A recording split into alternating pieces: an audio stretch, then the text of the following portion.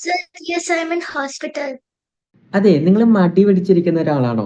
ഡ്രോയിങ്സും പെയിന്റിങ്സും ഒക്കെ ചെയ്യുന്ന സമയത്ത് മടി പിടിച്ചിട്ട് ചെയ്യാതെ അവിടെ മാറ്റി വെച്ചിട്ടുണ്ടോ? അല്ലെങ്കിൽ മടിയൊക്കെ പിടിച്ച് ചെറിയ റീസൺസ് ഒക്കെ പറഞ്ഞിട്ട് പാർട്ട് ക്ലാസ്സിലൊക്കെ ജോയിൻ ചെയ്തിട്ട് നിങ്ങൾ ചെയ്യാതിരിക്കുന്നുണ്ടെങ്കിൽ എനിക്ക് കുട്ടികൾക്ക് വേണ്ടിയിട്ടുള്ള ഓൺലൈൻ ലൈവ് ക്ലാസ്സസ് ഉണ്ട്. അപ്പോൾ ക്ലാസ് അറ്റൻഡ് ചെയ്യുന്ന സമയത്ത് ക്ലാസ്സിൽ നടന്ന ഒരു കാര്യം ഞാൻ നിങ്ങൾക്ക് കാണിച്ചു തരാം.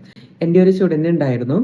ആൾക്ക് ഒട്ടും വയ്യാതെ ഇൻഫെക്ഷൻ എല്ലാമായി ഒട്ടും വയ്യാതെ ഹോസ്പിറ്റലിൽ അഡ്മിറ്റഡ് ആണ്. പക്ഷേ ആ അഡ്മിറ്റഡ് ആയിട്ടുള്ള ആ ഒരു ബെഡിൽ കിടന്ന് ആളുടെ കയ്യിൽ സ്ട്രിപ്പും എല്ലാം ഉണ്ട്, സൂചി എല്ലാം ഉണ്ട്. ആ ഒരു കൈയെല്ലാം വെച്ച് ആ ഒരു ബെഡിൽ കിടന്നുകൊണ്ട് നമ്മുടെ ലൈവ് ക്ലാസ് ആ ഒരു കുട്ടി അറ്റൻഡ് ചെയ്യുന്നുണ്ടായിരുന്നു. ആ ഒരു വീഡിയോ ഞാൻ നിങ്ങൾക്ക് ഇവിടെ കാണിച്ചു തരാം. മോളെവിടെ, ഹോസ്പിറ്റലാണോ? Yes, sir. ഇപ്പൊ ഹോസ്പിറ്റലാ? ഒരു മിനിറ്റ്, ഞാൻ അൺമ്യൂട്ട് ചെയ്ത് തരാം. ആ പറഞ്ഞു, അൺമ്യൂട്ട് ചെയ്യാൻ പറ്റുന്നുണ്ടോ? ആ പറഞ്ഞു.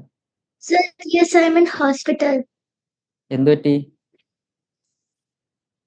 I'm a bit sick and I have eye infection.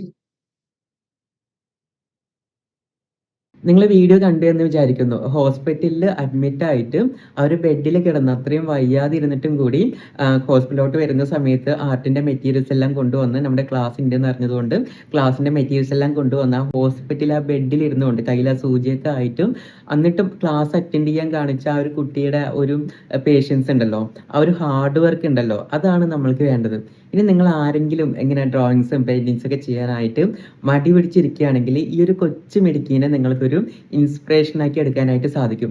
നമ്മുടെ ലൈഫിൽ നമ്മൾ എന്തൊരു കാര്യം ചെയ്യുകയാണെങ്കിലും നമ്മൾ അതിനുവേണ്ടി ഹാർഡ് വർക്ക് ചെയ്താൽ മാത്രമാണ് നമുക്ക് റിസൾട്ട് കിട്ടുള്ളൂ. നമ്മൾ പല കാര്യങ്ങളും ചെയ്യാൻ വേണ്ടിയിട്ട് പല പല എക്സ്ക്യൂസസ് പറയാറുണ്ട്. ആക്ച്വലി ഒരു കാര്യം ചെയ്യാതിരിക്കാൻ വേണ്ടിയിട്ട് നമ്മൾ കുറേ എക്സ്ക്യൂസസ് പറയാറുണ്ട്. പക്ഷെ ആ ഒരു കാര്യം ചെയ്യാൻ വേണ്ടിയിട്ട് നമ്മൾ കുറച്ച് കാരണങ്ങൾ കണ്ടെത്തി കഴിഞ്ഞാൽ നമുക്ക് തീർച്ചയായിട്ടും ചെയ്യാനായിട്ട് സാധിക്കും.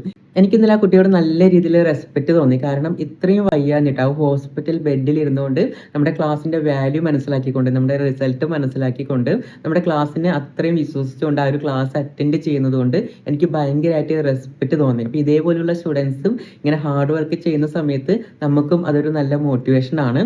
സോ നിങ്ങൾ ആരെങ്കിലും ഇനി ചെറിയ ചെറിയ എക്സ്ക്യൂസസ് ഒക്കെ കണ്ടുപിടിച്ച് മടി പിടിച്ചിരിക്കുന്നുണ്ടെങ്കിൽ നിങ്ങൾക്ക് ഇപ്പം തന്നെ എന്ത് ചെയ്യാം, റീസ്റ്റാർട്ട് ചെയ്യുക, പ്രാക്ടീസ് ചെയ്യുക. ക്ലാസ് അറ്റൻഡ് ചെയ്യുന്ന സ്റ്റുഡൻ്റ് ആണെങ്കിൽ ക്ലാസ് അറ്റൻഡ് ചെയ്ത് സ്റ്റാർട്ട് ചെയ്യുക. നമ്മുടെ ലൈഫിൽ ഏതൊരു കാര്യമാണെങ്കിലും ആർട്ടോ എന്തായിക്കോട്ടെ, നിങ്ങൾ ഹാർഡ് വർക്ക് ചെയ്താൽ മാത്രമായിരിക്കും അതിന് റിസൾട്ട് ഉണ്ടാവുക. അത് ചെറിയ ചെറിയ എക്സ്ക്യൂസസ് പറഞ്ഞിട്ട് നമ്മുടെ ലൈഫിലെ ചില കാര്യങ്ങൾ മാറ്റി വയ്ക്കാതിരിക്കാം.